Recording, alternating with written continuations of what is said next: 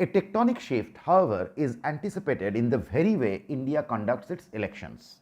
The benefits will come through cost savings, clearing the political space from unnecessary muck, and putting up a more acceptable image to foreign investors. India has a federal structure with different elections for state and the federal governments. Until 1967, all these elections were held simultaneously. However, since then, the structure broke due to midterm elections for both the union government and state governments.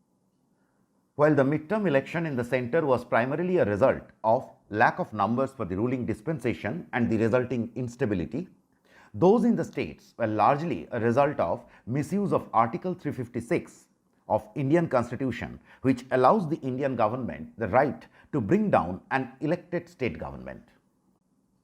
Congress governments in the center misused this article the most.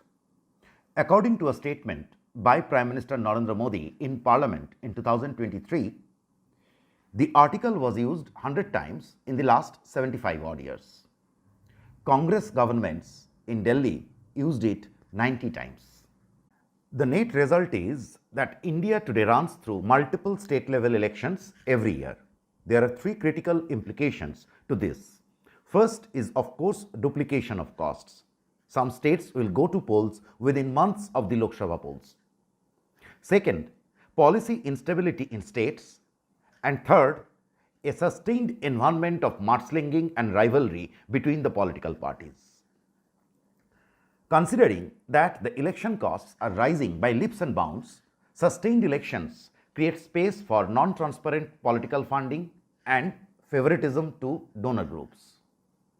Also, frequent elections are forcing the opposing parties to maintain an optics of rivalry in governance.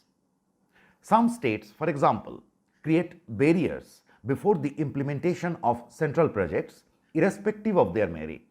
This is only to prevent the party in the center from getting political mileage in the state. During its 3-year stay in power, the Shiv Sena-led government in Maharashtra created hurdles for some high-profile infrastructure projects unleashed by the previous BJP government. Such a situation is not acceptable to foreign investors who insist on policy consistency. A one-time election across the country can bring sanity to the system.